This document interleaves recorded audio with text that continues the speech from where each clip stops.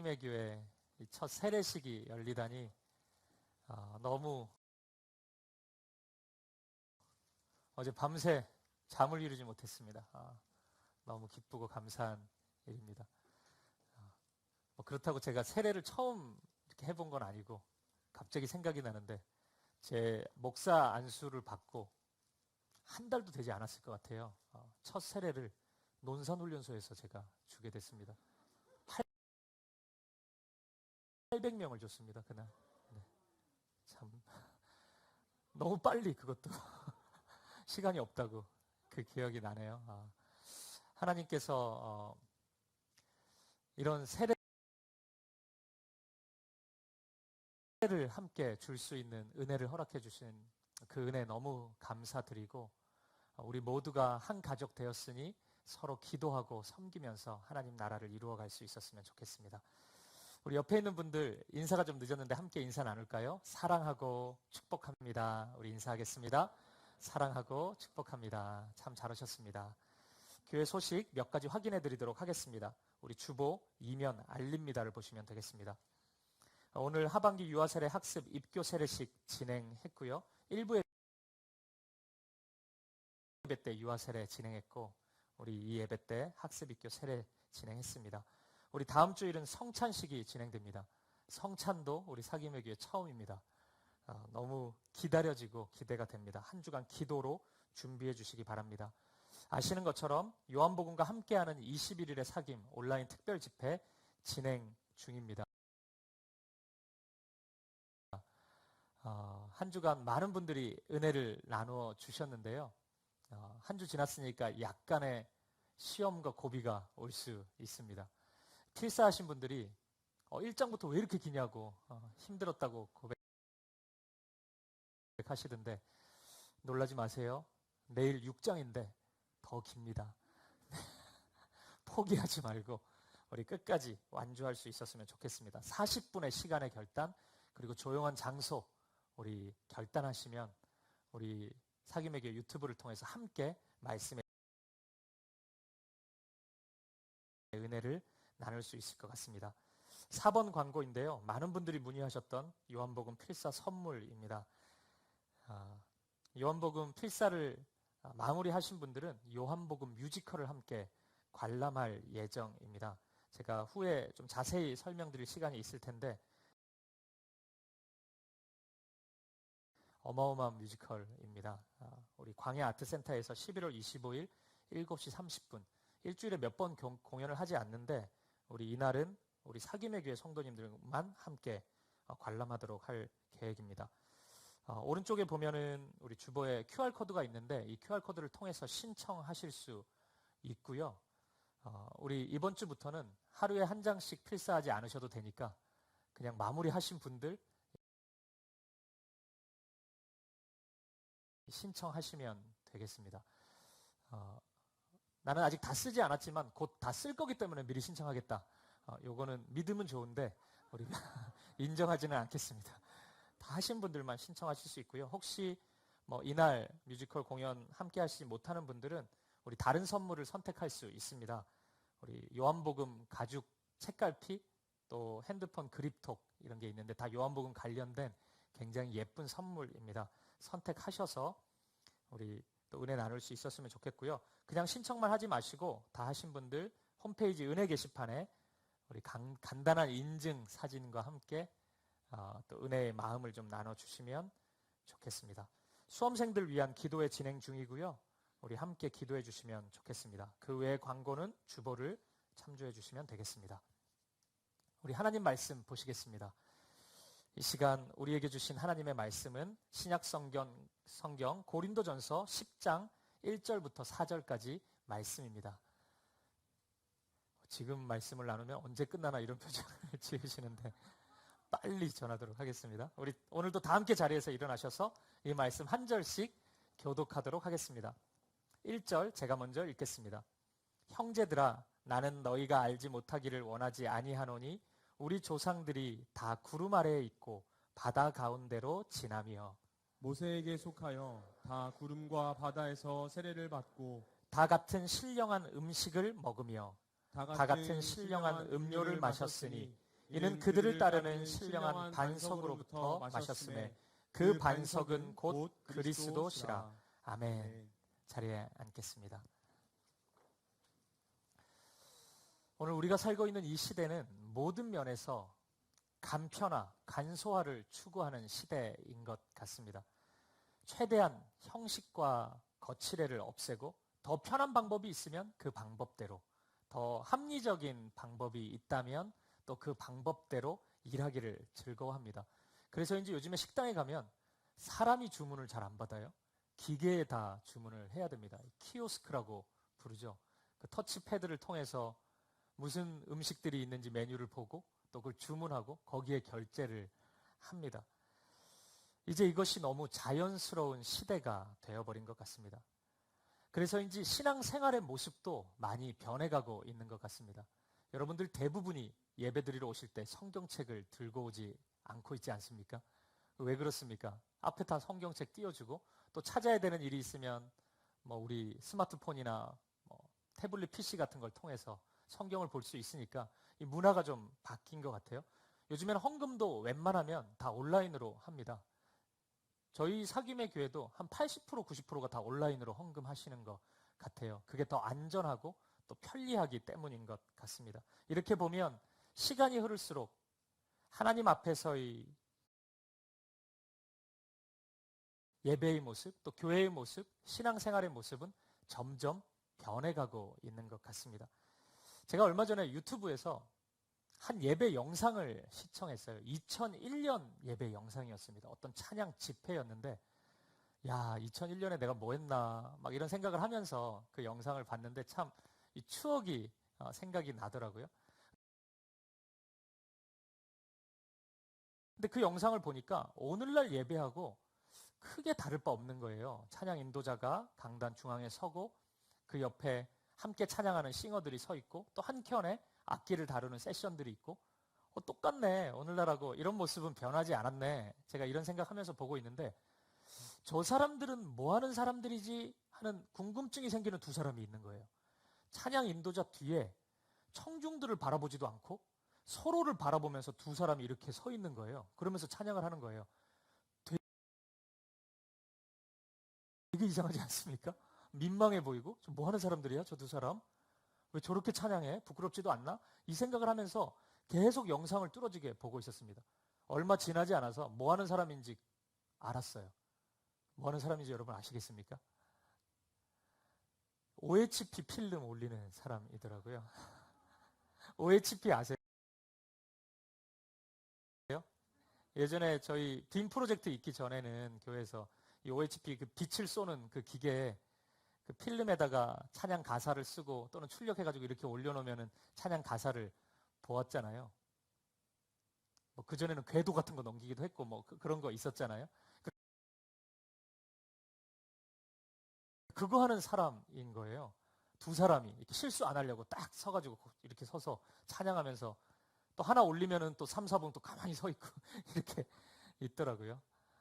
옛 생각 많이 났습니다. 저렇게 찬양 드렸었는데 저렇게 예배했었는데 저도 OHP 담당을 교회에서 꽤 오래 했거든요.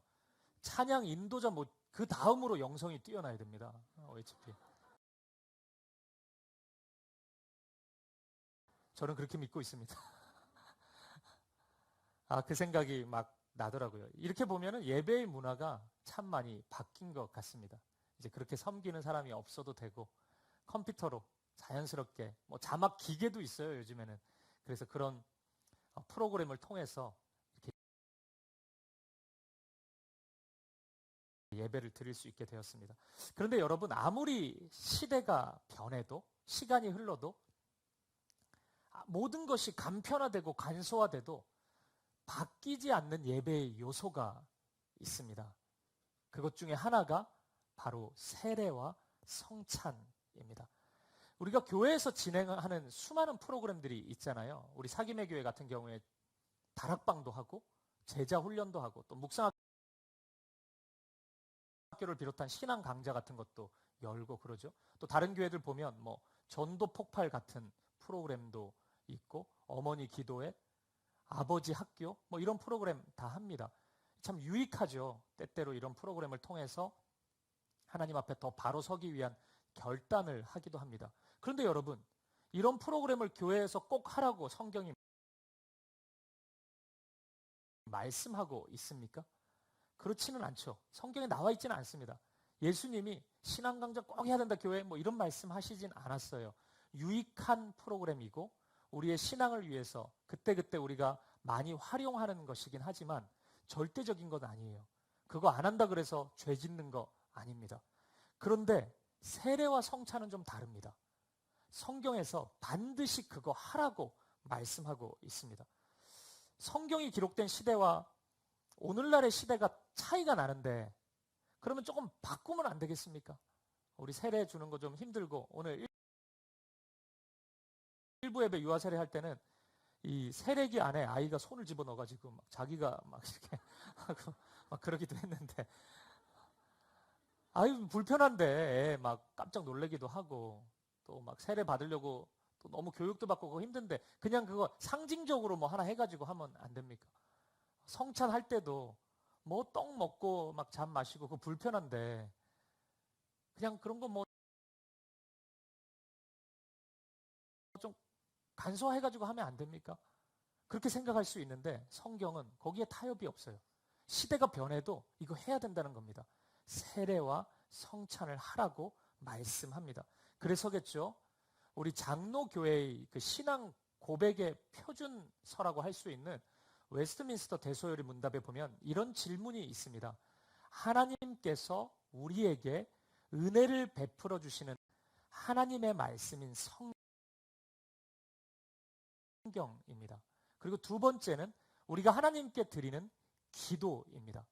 말씀과 기도가 은혜의 방편이에요. 그리고 한 가지가 더 있어요. 성례라고 그렇게 이야기합니다. 성례라는 것은 성찬과 세례죠. 성찬과 세례를 통해서 하나님께서 우리에게 은혜를 베풀어 주신다는 거예요. 물론 하나님은 이 세상에 존재하는 모든 것을 통해서 당신의 은혜를 우리에게 허락해 주실 수 있습니다. 또한 아무것도 없다 할지라도 하나님은 우리에게 은혜 베푸실 수 있는 분이십니다. 그런데 하나님은 특별한 방법으로 특별한 은혜를 베풀어 주시기를 기뻐하신다는 거예요. 그 중에 하나가 세례와 성찬이라는 것입니다. 성찬에 대해서는 우리 사귐의 교회 첫 번째 성찬이 진행되는 우리 다음 주에 조금 생각해 보기로 하고요. 오늘은 세례에 대해서 생각해 보겠습니다. 저와 여러분, 이 자리에 있는 대부분의 성도님들이 받았던 세례, 그리고 오늘 받으신 세례, 그리고 몇몇 분들은 이제 앞으로 받으실 그 세례. 세례가 왜 하나님의 은혜의 통로가 되는지, 그리고 오늘 세례를 받은 우리는 그러면 그 세례를 어떻게 우리의 삶 가운데 적용할 수 있을지 우리 하나님의 은혜를 함께 나누도록 하겠습니다. 오늘 말씀 속으로 들어가 보겠습니다. 오늘 본문 1절과 2절을 우리 다시 한번 읽어보도록 하겠습니다. 같이 읽겠습니다. 시작. 형제들아, 나는 너희가 알지 못하기를 원하지 아니하노니 우리 조상들이 다 구름 아래에 있고 바다 가운데로 지나며 모세에게 속하여 다 구름과 바다에서 세례를 받고. 아멘. 이 말씀에 따르면 이스라엘 백성들이 모세와 함께 구름 아래에서 바다를 지나면서, 즉 구름과 바다에서 세례를 받았다고 말씀합니다. 여러분, 이 장면이 구약의 어떤 사건을 지금 가리키고 있는데 뭔지 아시겠습니까? 혹시 아시겠어요? 지금 뭘 가리키고 있는지?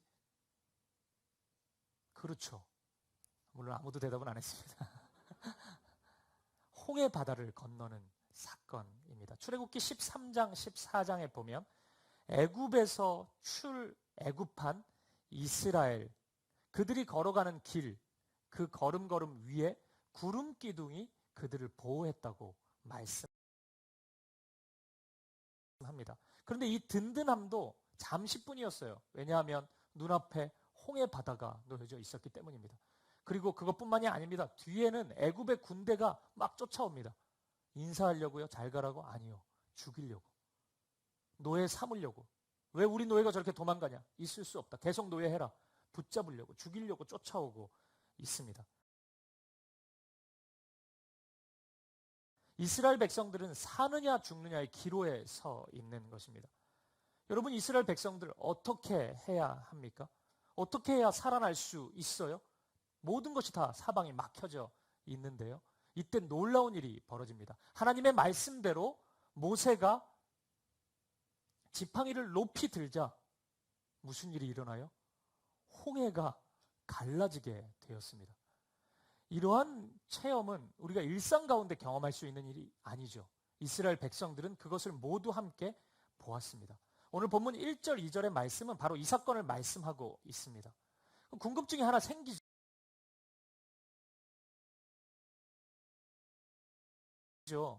우리 1, 2절을 읽어봤으니까. 그러면 오늘 본문은 이 홍해를 건너는 사건을 지금 배경으로 하고 있는데 왜 이 이야기를 세례라고 말씀하고 있을까요? 이스라엘 백성들이 이 바다 사이에서 세례를 받았다고 말씀하고 있거든요. 건너는 중에 물이 좀 있으니까 이렇게 찍어가지고 뭐 세례를 줬던 걸까요? 이거 왜 건너는 모습을 세례라고 표현하고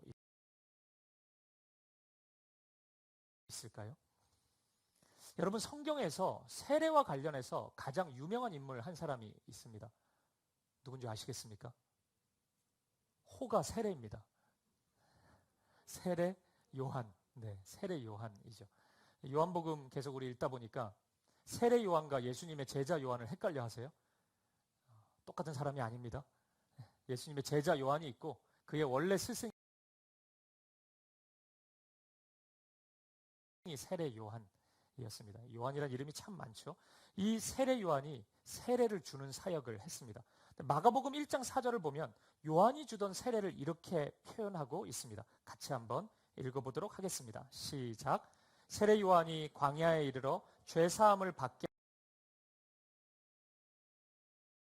하는 회개의 세례를 전파하니. 아멘. 이 말씀을 보면 세례를 그냥 세례라고 하지 않고 죄사함을 받게 하는 세례, 그리고 회개의 세례, 이렇게 부르고 있습니다. 왜 이렇게 부르는지 아시겠습니까? 세례의 성격 때문입니다. 세례 안에는 죄사함을 받는 요소가 담겨져 있고 회개하는 요소가 반드시 그 안에 포함되어 있기 때문입니다. 그리고 이 두 가지 요소가 이스라엘 백성들이 홍해를 건너는 그 모습 속에 상징적으로 담겨져 있다는 것입니다. 여러분, 이스라엘 백성들이 애굽에서 생활했던 그 모습을 한마디로 한다면 그것은 노예입니다. 노예 생활했습니다. 거기서 즐겁게 손님처럼 지내지 않았습니다. 아무런 가치도 없는 반복적인 육체 노동만을 할 뿐이었습니다. 애굽의 왕인 바로가 시키면 그것이 선인지 악인지 가치 판단이 이스라엘 백성에게 있지 않았어요. 시키는 거 그냥 무조건 하는 겁니다. 정말 비참한 생활을 하고 있었습니다. 그런데 신약 성경은 바로 이런 이스라엘의 모습이 예수님을 만나기 전 저와 여러분의 모습이라고 말씀하고 있는 거예요. 하나님을 알지 못한 채 살아가고 있는 사람들의 모습이 바로 애굽에서 노예 생활을 했던 이스라엘의 모습과 똑같다. 그게 바로 상징적으로 보여주는 그림이다. 이렇게 말씀하고 있는 것입니다. 성경은 하나님을 떠난 모든 인생들을 죄인이라고 규정합니다. 제가 여러 차례 말씀드린 것처럼 성경이 말씀하는 죄는 우리의 삶 가운데 나타나는 윤리적이고 도덕적인 잘못, 그 반복해서 잘못 많이 하면 죄 많이 지었고 우리 이렇게 얘기하잖아요. 근데 성경은 그런 모습을 죄의 본질이라고 얘기하고 있지는 않습니다. 죄의 본질은 무엇입니까? 하나님 없이 사는 겁니다. 하나님 떠난 게 죄고 하나님 떠난 채 살아가는 사람들을 죄인이라고 부릅니다. 하나님을 떠난 채 살아가는 사람들에게 가치 판단의 기준이 있겠습니까? 하나님의 말씀이 없고 절대적인 기준이 없다 보니까 모든 인생들은 무엇이 선인지 무엇이 악인지 알지 못한 채 사람들이 흘러가는 대로, 그 흘러가는 것은 욕망의 길이겠죠. 나를 만족시키고 내 유익을 위한 길이겠죠. 그것을 쫓아서 막 이리저리 갑니다. 저 사람들이 저 무리가 저렇게 가면 나도 따라가 보고, 안 하면 불안해지잖아요. 이 사람들이 이렇게 가면 나도 그렇게 해보고, 그래서 자신도 모르게 하나님과 관계없는 길을 더 빠르게, 더 넓게 이루어가는 존재가 되어 버렸습니다. 이러한 모습이 마치, 이러한 삶을 숙명처럼 받아들이는 모습이 마치 이스라엘 백성들이 애굽에 있는 모습, 노예가 자신의 정체성인 것처럼 살아가던 그 모습과 똑같다. 이렇게 성경이 말씀하고 있습니다. 그런데 놀라운 반전이 일어나요. 로마서 8장 2절 말씀을 함께 읽어보도록 하겠습니다. 같이 읽어보죠. 시작. 이는 그리스도 예수 안에 있는 생명의 성령의 법이 죄와 사망의 법에서 너를 해방하였음이라. 아멘. 이 말씀은 예수 그리스도를 통해, 더 구체적으로는 예수 그리스도께서 우리를 위해서 십자가에 죽으신 것을 통해서 하나님께서 다시 우리의 인생에 개입하기로 선언하셨다는 말씀입니다. 하나님과 관계없이 살아가는 게 죄인이라 그랬잖아요. 우리 죄인이잖아요. 하나님이 함께 하기로 결단하신 거예요. 결정하신 거예요. 누구를 통해서요? 예수 그리스도를 통해서요. 그래서 예수 그리스도께서 우리의 죄를 대신 짊어지심을 통해서 우리는 이제 죄인이 아니게 되었으니까 죄와 사망의 나라에서 해방된 것입니다. 그 애굽에서 출애굽하게 된 것입니다. 그런데 이 말씀에서 법이라는 단어를 사용한 이유는 무엇이 합법이고 무엇이 불법인지를 우리에게 보여주시기 위함입니다. 하나님 편에서 볼 때 우리가 옛 애굽, 죄와 사망의 나라의 백성으로 속해서 살아가는 것은, 그것은 하나님 입장에서 볼 때 합법적이지 않습니다. 하나님이 언제 우리를 그렇게 내어주셨습니까? 하나님이 언제 그것을 인정해 주셨습니까? 그건 불법입니다. 우리가 죄 짓고 하나님과 관계없이 살고 죄의 길을 무한히 질주하는 그런 모습, 그림으로는 죄의 나라의 백성처럼 사는 모습은, 그것은 결코 합법적이지 않습니다. 사탄은 우리에게 그것이 정당한 일인 양 우리를 부르고 그 나라 백성처럼 부려먹으려고 하지만, 하나님이 보시기에는 그것은 불법의 일입니다. 그래서 하나님이 합법적인 일을 이루신 것입니다. 예수 그리스도를 통해서 우리의 죄를 사해 주셨습니다. 죄 사함이 우리에게 일어난 것입니다. 우리가 그 나라 백성이 되는 게 불법이고 생명의 나라의 백성이 되는 것이 합법입니다. 우리의 신분이 완전히 바뀌어 버린 것입니다. 이것이 바로 출애굽을 통해서 보여주는 죄 사함의 은혜인 것입니다. 우리의 매일매일 일상의 죄를 용서해 주시는 것을 포함해서 근본적인 죄의 문제를 해결하여서 우리의 신분을, 우리의 정체성을 완전히 바꾸어 버린 것, 우리의 나라, 이 주권을 완전히 바꾸어 버린 것, 그것이 출애굽을 통해서 보여주는 죄 사함의 은혜인 것입니다. 이것이 세례 안에 담긴 첫 번째 진리입니다. 그리고 두 번째, 세례 요한은 세례를 회개의 세례라고 부르고 있습니다. 회개라는 것은 오랫동안 가던 길을 멈추어 서서 뒤돌아서 다른 방향으로 길을 걷는 것을 의미합니다. 우리가 차 타고 갈 때 유턴 하잖아요. 완전히 반대길로 가죠. 그 모습이 회개입니다. 많은 분들이 내가 잘못한 길을 깨닫고 너무 슬프다. 내가 왜 이 잘못을 했을까? 이런 감정을 회개라고 생각하는 경향이 있는데, 이것은 회개의 동기일 뿐 회개 자체는 아닙니다. 회개는 돌아서는 겁니다. 전혀 다른 길로 걸어가는 것입니다. 이런 면에서 본다면 이스라엘 백성들이 원래 애굽에서 노예 생활을 하고 있었는데 전혀 다른 길은 가나안으로 이주하게 되었다는 것은 회개죠. 전혀 다른 삶이 시작되었기 때문입니다. 회개의 은혜고 회개의 은총이라고 할 수 있습니다. 그래서 회개라는 것은 막 힘들고 회개가 너무 무겁고 부담스럽고 이런 게 아닙니다. 굉장히 기쁜 일입니다. 죽음의 길에서 생명의 길로 옮기고 그 길로 들어서고 그 길로 함께 걸어가는 일이기 때문에 즐겁고 감사한 일이라고 할 수 있습니다. 그런데 여러분, 이 회개는 첫 시작보다 과정, 지속성이 훨씬 더 중요합니다. 이스라엘 백성들이 출애굽을 해서 가나안 땅으로 갑니다. 근데 애굽의 군사들이 애굽왕 바로가 그거 그대로 내버려 둡니까? 그렇지 않습니다. 끝까지 추격해 옵니다. 끝까지 와요. 막 아픈 홍해도 있고 뒤는 막 그 말발굽 소리, 막 마병의 소리가 들립니다. 잡히면 죽을 것 같아요. 다시 노예 생활로 돌아가야 될 것 같습니다. 여기에 또 다른 놀라운 은혜가 있지요. 홍해가 갈라지게 되는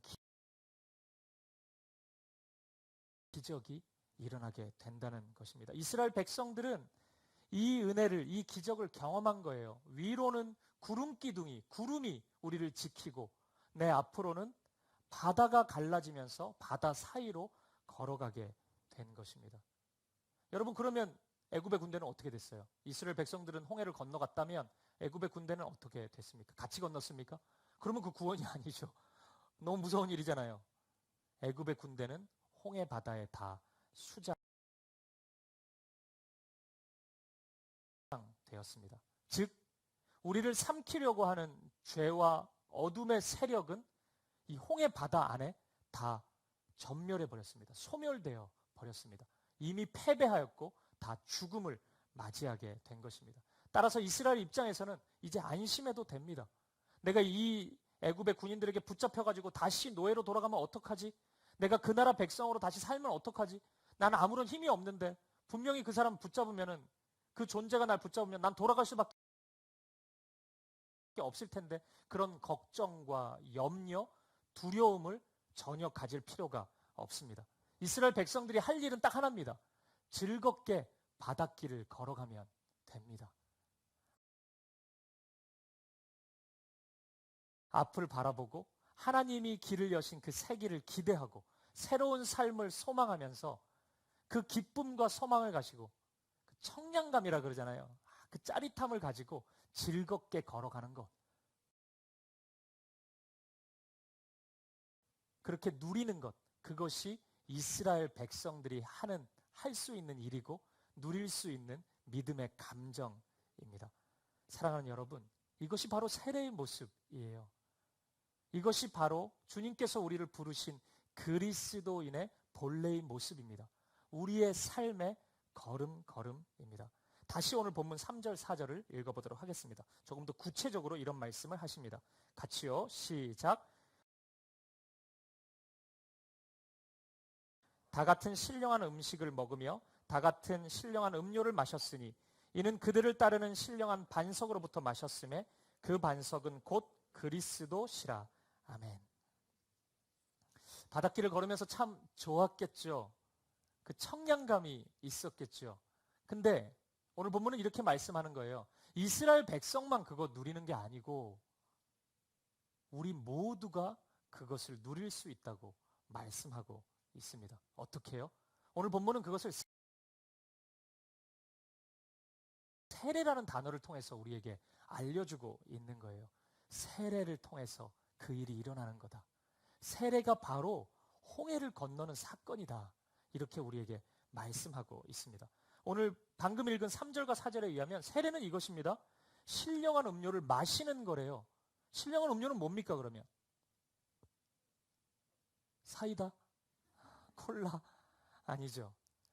반석 대신 예수 그리스도를 마시는 것입니다. 어떻게 마셔요? 예수님을 어떻게 우리가 마실 수 있습니까? 지난주엔 또 먹으라 그러더니 어떻게 먹고 마셔요? 예수 그리스도 그분이 하신 일이 내 생각과 마음, 삶의 걸음에 생생하면 됩니다. 그게 마시는 거예요. 어떻게 생생할 수 있어요? 날마다 그분의 말씀을, 그분의 복음을, 그분이 행하신 십자가의 사건을 묵상하는 것입니다. 뭐 이런 삶의 모습 아니겠습니까? 그리스도를 마신다는 것은 새벽에 일찍 눈이 떠져요. 그리고 40분을 결단합니다. 그리고 사김의 교회 유튜브를 켜고 요한복음 성경책을 펴고 말씀을 듣고 읽고 필사하고 우리가 하는 거잖아요. 이러한 모습이 바로 예수님을 마시는 겁니다. 예수님의 말씀을 생생하게 내 하루의 삶 가운데 빛이 되고 등불이 될 수 있도록 그 표현을 지금 마신다고 이야기하고 있습니다. 여러분 보십시오. 예수님은 우리의 죄를 대신해서 십자가에서 죽으셨습니다. 그 결과 우리는 죄와 사망의 나라에서 해방되었습니다. 더 이상 그 나라에 들어가지 않아도 됩니다. 우리 그 나라 백성 아닙니다. 놀러도 갈 필요가 없어요. 그 끔찍한 나라를 왜 놀러 갑니까? 우리는 완전히 해방되었습니다. 그럼에도 불구하고 때때로 애굽의 군대는 막 외쳐요. 너 이 나라 백성 아니냐? 와라. 그리고 막 잡으러 옵니다. 위협합니다. 겁박합니다. 너 안 그러면 죽는다. 이 죄의 나라의 백성이 돼야 된다. 너 원래 정체성이 여기다. 죄 지어라. 이렇게 계속 이야기합니다. 우리의 삶 가운데는 이런 식으로 나타나겠죠.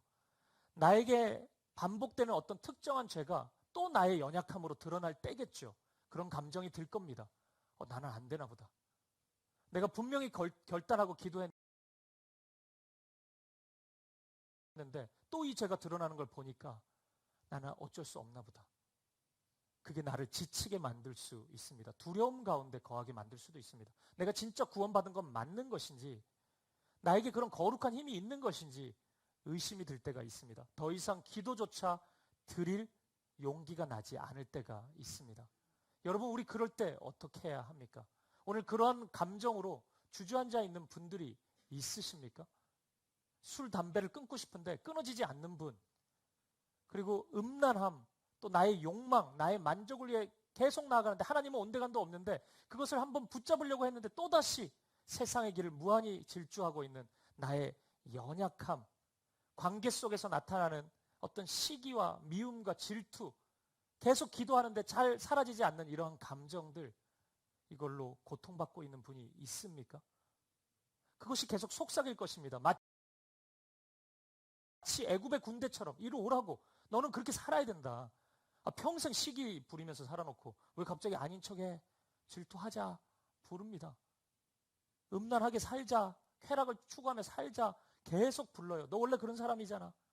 계속 찌릅니다. 정죄합니다. 절대 벗어날 수 없을 거라고 협박합니다. 우리 그럴 때 어떻게 해야 됩니까? 바로 그 마음이, 그 순간이 애굽의 말발굽 소리가 들리고 있는 홍해 바다를 앞에 두고 있는 이스라엘 백성들의 심정이라는 것입니다. 어떻게 해야 됩니까? 주님의 말씀에 순종하면 됩니다. 예수 그리스도를 바라보면 됩니다. 그들이 경험했던 그 은혜, 그 홍해를 건너는 그 길이 예수님이 십자가에서 흘리신 피입니다. 모든 것을 우리 가운데 이루셨습니다. 그분의 보혈을, 그분의 십자가의 피를 내 마음에 새기고 그 사랑을 다시 확인하고 확신한다면 우리는 홍해 바다를 건너고 있는 이스라엘 백성들의 그 감격, 그 놀라운 은혜의 경험, 그 동일한 은혜를 우리가 삶 가운데 누릴 수 있다는 것입니다. 그래서 고린도후서 5장 17절은 이렇게 말씀합니다. 그런즉 누구든지 그리스도 안에 있으면 새로운 피조물이라. 이전 것은 지나갔으니 보라 새 것이 되었도다. 그리스도의 보혈로 인해 우리는 새로운 사람이 되었습니다. 새로운 피조물이 되었습니다. 새 길이 열렸습니다. 다시 애굽으로 돌아가지 않아도 되고 이 바닷길 사이로 그냥 한 걸음 걸어가면 약속의 땅인 하나님의 나라 가나안 땅이 우리를 기다리고 있습니다. 빌립보서 1장 6절에 보면 이런 말씀이 있습니다. 너희 안에서 착한 일을 시작하신 이가 그리스도 예수의 날까지 이루실 줄을 우리는 확신하노라. 예수님께서 우리 안에 오셔서 착한 일을 시작하셨습니다. 내가 결단해가지고 착한 일을 하는 게 아니고 예수님이 시작하셨어요. 나의 작은 착한 일의 흔적들, 내가 왜 이렇게 착해졌지? 내가 왜 이렇게 선한 생각을 하지? 왜 이 사람의 잘못을 자꾸 용서해 주려고 하지? 나답지 않게. 이런 모든 마음의 근원이 예수님이십니다. 십자가를 통해서 그 착한 일을 시작하셨습니다. 완벽하진 않겠죠. 하지만 예수의 날까지 이루실 것입니다. 예수님이 그 착한 일을 우리 가운데 이루실 것입니다. 그것이 바로 세례에 담긴 약속입니다. 내가 그 일을 이룰 거다. 너의 믿음이 있구나. 내가 그 믿음을 매우 큰 것으로 본다. 내가 선물로 준 것이지만 네가 그것을 취하였으니 내가 너의 믿음을 통하여서 내가 네 안에 먹고 마시고 함께 하면서 내가 착한 일, 선한 일을, 거룩한 일을 이루어 가겠다. 주님이 약속하시는 것입니다. 그래서 세례는 주님을 향한 믿음의 결단과 더불어서 주님이 우리에게 베풀어 주시는 은혜와 사랑이 고스란히 담겨 있는 것입니다. 그래서 웨스트민스터 대소요리 문답에 은혜의 방법이, 우리 하나님이 은혜를 베풀어 주시는 방법 안에 세례가 있다고 그렇게 말하고 있는 것입니다. 사랑하는 여러분, 말씀을 마무리하겠습니다. 출애굽하고 있는 이스라엘 백성, 그리고 홍해 바다를 건너고 있는 이스라엘 백성을 통해서 우리의 모습과 우리의 정체성을 정확히 확인할 수 있기를 바랍니다. 죄와 어두움의 세력은요, 홍해 바다에 다 전멸하였습니다. 다 죽었습니다. 우리 가운데 있는 모든 죄는 십자가에 다 못 박혀 죽었습니다. 그 어떤 사단의 속삭임이 우리에게 다가온다 할지라도, 정죄함이 우리에게 찾아온다 할지라도 우리의 신분은 달라지는 것이 없습니다. 하나님의 자녀, 하나님의 백성이 되었습니다. 더 이상 애굽의 백성이 아니고 죄와 사망의 나라에 속해 있는 자가 아니고 생명의 나라, 주 예수 그리스도의 나라, 하나님 나라의 백성이 되었습니다. 따라서 오늘 우리가 누려야 될, 느껴야 될 감정은 두려움이 아닙니다. 걱정과 염려가 아닙니다. 자기 비하도 아닙니다. 주님의 눈으로 나 자신을 바라보면서 믿음으로, 소망으로 우리의 한 주간의 삶을 바라볼 수 있기를 바랍니다. 설렘으로 이 한 주를 시작할 수 있기를 바랍니다. 오늘 우리가 함께 나눈 세례의식은 바로 그것을 우리 모두에게 선포하신 시청각 말씀이라고 할 수 있겠습니다. 물로 우리의 모든 더러움, 몸의 더러움이 씻음 받는 것처럼 예수 그리스도의 피로 우리 영혼의 모든 죄와 어두움을 씻음 받았습니다. 사랑하는 여러분, 오늘 이 말씀 앞에, 이 세례 앞에, 이 예배 안에서 다짐하고 결단할 수 있기를 바랍니다. 예수 그리스도와 함께 우리는 죽었습니다. 애굽에서 살던 우리는 다 죽었습니다. 예수 그리스도와 함께 우리는 살아났습니다. 새로운 피조물이 되었습니다. 새로운 삶이 우리 가운데 시작되었습니다. 한 주간 예수 그리스도를 마시십시오. 우리 지난주 말씀을 먹자 그랬잖아요. 한 주간 요한복음 말씀 잘 드셨습니다, 여러분. 목이 좀 막히죠? 이제 드셔야 됩니다. 주님을 마실 수 있기를 바랍니다. 말씀 안에서, 그 사랑 안에서 예수님과 함께 걸어가는 인생이 되십시오. 돌아갈 필요도 없는 뒷길 돌아보지 말고 미련도 가지지 말고 신령한 음식 먹으며 신령한 음료 마시며 구름과 바다 가운데로 걸어갈 수 있는 예수님과 함께, 그분의 십자가의 보혈과 함께 구름과 바다 사이로 걸어가는 저와 여러분의 한 주, 저와 여러분의 삶이 되기를 주님의 이름으로 간절히 축복드립니다. 우리 함께 기도와 찬양을 드리도록 하겠습니다. 내 삶의 이유라 이 찬양을 드리고 싶은데요. 우리의 믿음의 고백이 되었으면 좋겠습니다. 예수님이 우리의 힘입니다. 애굽에서 가나안 땅으로 가는 길에서 뭐가 우리에게 힘이 되겠어요? 어떤 소식이 우리에게 기쁜 소식입니까? 홍해가 갈라지는 거 아닙니까? 예수님이 그 일을 이루셨습니다. 우리 앞길을 열어주셨습니다. 주님의 길을 걸어갈 수 있도록 인도하십니다. 내 의지가 아니라, 내 힘이 아니라 주님이 이루시는 그 신비스러운 경험을 우리 모두가 이미 누렸고 또 이번 한 주 누리게 될 것입니다. 우리가 믿음으로 고백합시다. 주님, 주님만이 내 힘의 전부입니다. 나의 능력입니다. 내가 주님을 따라가겠습니다. 우리 기도하는 마음으로 이 찬양, 이 고백 함께 드리도록 하겠습니다. 예수는 내 힘이요. 예수는 내 힘이요, 나의 기쁨, 내 참 소망, 그 이름의 생명이 내 삶의 이유 한 번 더 예수는 내 힘이요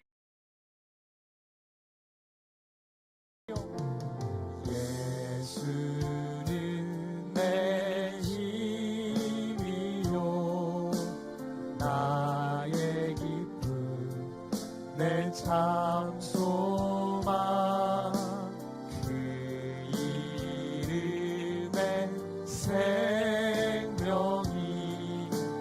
내 삶의 이유라 오직 주만 따라갑니다. 오직 주만 따라갑니다. 오직 주만 높이 받으소서.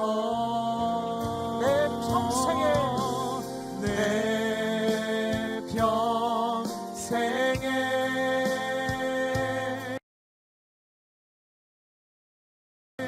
그 이름은 그의 선하심을 세상에 노래합니다. 그 이름에 크신 능력, 크신 능력 영원한 생명이 영원한 우리의 삶의 이유입니다. 내 삶의 우리 믿음으로 한 번 더 고백합시다. 내 평생에 내 평생에 그 이름은 그의 선하심을 세상에 노래합니다. 그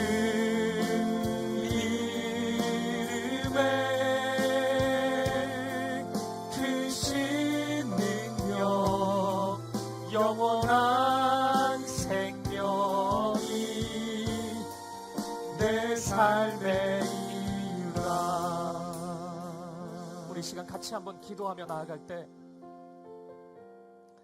사랑하는 여러분, 오늘 우리가 함께 진행한 오늘 이 세례의 예배가 우리 하나님께서 우리에게 허락해 주신 선물입니다. 무엇을요? 하나님의 은혜를 보여주기 원하십니다. 우리의 삶은 출애굽한 이스라엘 백성과 너무 똑같습니다. 그런데 하루아침에 가나안 땅으로 들어가지 않고 그 믿음의 여정이 있습니다. 그것이 우리의 삶이겠죠. 눈앞에는 홍해 바다가 날 가로막고 있고 뒤에는 죄와 사망의 세력이 끝없이 나를 쫓아옵니다. 두려움이 들 수도 있고 걱정과 염려가 날 찾아올 수도 있습니다. 자신에 대한 실망 때문에 주저앉을 수도 있습니다. 하지만 하나님의 은혜는 무엇입니까? 홍해 바다가 갈라진 것입니다. 예수 그리스도의 십자가가 바로 그 사건을 가리킨다고 말씀하고 있습니다. 예수님께서 우리의 모든 죄를 용서하셨습니다. 사해 주셨습니다. 하나님 나라의 그 아름다운 길로 우리를 인도하십니다. 우리가 할 수 있는 것은 설렘과 기쁨을 가지고 그 길을 걸어가면 됩니다. 그것이 음료를 마시는 거죠. 예수님 손 붙잡고 예수님 십자가 사랑을 음미하고 경탄하고 감사하고 노래하며 그 바닷길을 걸어가면 됩니다. 하나님, 나의 한 주간의 삶이, 우리의 삶이 이런 길이 되게 하여 주시옵소서. 구름과 바다 가운데로 걸어가는 은혜의 길이 되게 하여 주시옵소서. 돌아서지 않겠습니다. 멈추지 않겠습니다. 예수님 십자가 바라보며 주님 손 붙잡고 이 믿음의 길을 걸어가게 하여 주시옵소서. 크신 능력, 홍해를 가르신 그 능력, 그 영원한 생명이 내 삶 가운데 경험되게 하시고 나타나게 하여 주시옵소서. 주님 은혜를 부어 주시옵소서. 우리 한 마음과 한 뜻으로 간절한 마음으로 함께 기도하며 나아가겠습니다. 함께 기도하시겠습니다. 살아계신 아버지 하나님, 오늘 이 예배를 통하여서 세례를 통하여서 하나님의 은혜를 경험합니다. 주님, 우리에게 이 놀라운 은혜를 허락해 주셔서 감사합니다. 탈출 애굽을 우리에게 허락해 주셔서 감사합니다. 죄와 사망의 나라에서 생명의 길로 우리를 인도해 주셔서 감사합니다. 여전히 눈앞에 홍해를 보며 두려워하고 삶의 무게로 짓눌리고 지치고 염려와 걱정 가운데 있지만, 나를 뒤쫓는 애굽의 세력 앞에서 두려움 가운데 벌벌 떨고 있는 것이 우리의 모습이지만, 하나님이 행하신 일을 보게 하여 주시옵소서. 예수님께서 십자가에 죽으신 그 사랑과 그 은혜를 오늘 보게 하여 주시옵소서. 그 생명을 우리가 붙잡게 하여 주시옵소서. 돌아갈 필요가 없음을 압니다. 두려워하지 않겠습니다. 염려하지 않겠습니다. 믿음으로 걸어가겠습니다. 예수님 십자가 붙잡겠습니다. 그 능력, 그 생명, 홍해를 가르신 그 하나님의 능력, 십자가의 능력 우리의 삶 가운데 나타나게 하여 주시옵소서. 이번 한 주 그 십자가를, 그 능력을, 그 생명을 함께 마시며 주님 구름과 바다 가운데로 걸어가는 우리가 되게 하여 주시옵소서. 아버지 함께하여 주시옵소서. 은혜와 사랑으로 채워주시고 모든 성도님들의 삶을 지켜주시옵소서. 함께하여 주시옵소서. 은혜로 인도하여 주시옵소서. 은혜로 역사하여 주시옵소서. 할렐루야. 우리 다 함께 자리에서 일어나셔서 믿음으로 고백합시다. 내 평생에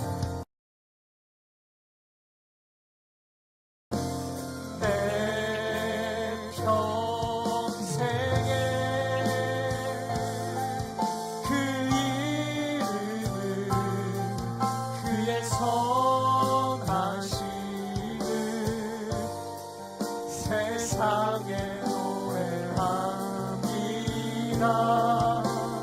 그 이름에 크신 능력, 영원한 생명이 내 삶의 이유라. 살아계신 하나님, 눈앞에 보이는 홍해바다 때문에, 뒤쫓아오는 애굽의 군대 때문에 두려워하는 모습이 오늘 우리의 모습입니다. 세상의 거대한 힘 앞에, 나를 올가매는 이 죄와 어둠의 세력 앞에 주저앉아 있는 모습이 우리입니다. 우리를 긍휼히 여겨 주시옵소서. 눈앞에 보이는 이 홍해가 하나님의 능력의 도구인 것을 보게 하여 주시옵소서. 저주와 실패의 상징인 십자가가 우리를 구원하신 생명이 된 것처럼 오늘 우리 앞에 놓여져 있는 모든 삶의 현실이 하나님의 축복의 도구가 될 것을 믿습니다. 하나님 일하여 주시옵소서. 역사하여 주시옵소서. 물러서지 않겠습니다. 두려워하지 않겠습니다. 주저앉지 않겠습니다. 뒤돌아서지 않겠습니다. 믿음의 길을 걸어가겠습니다. 주님 붙잡아 주시옵소서. 주님과 함께 구름과 바다 가운데로 걸어가는 이 한 주의 삶, 우리의 평생의 삶이 되게 하여 주시옵소서. 우리의 가정이 되게 하시고, 우리의 자녀들이 되게 하시고, 우리 사김의 교회의 모든 믿음의 여정이 되게 하여 주시옵소서.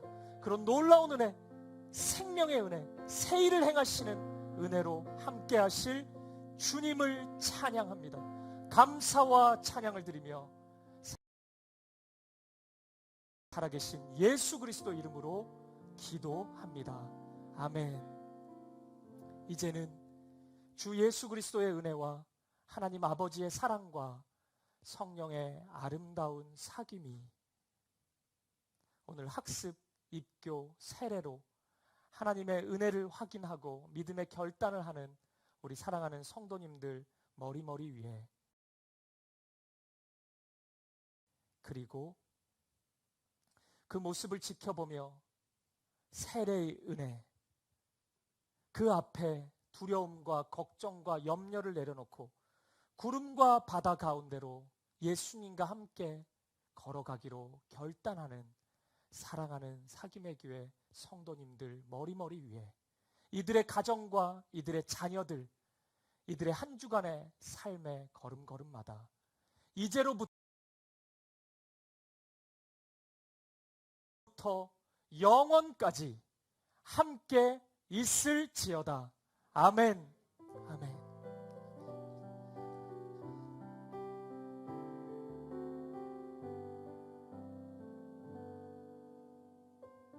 함께 찬양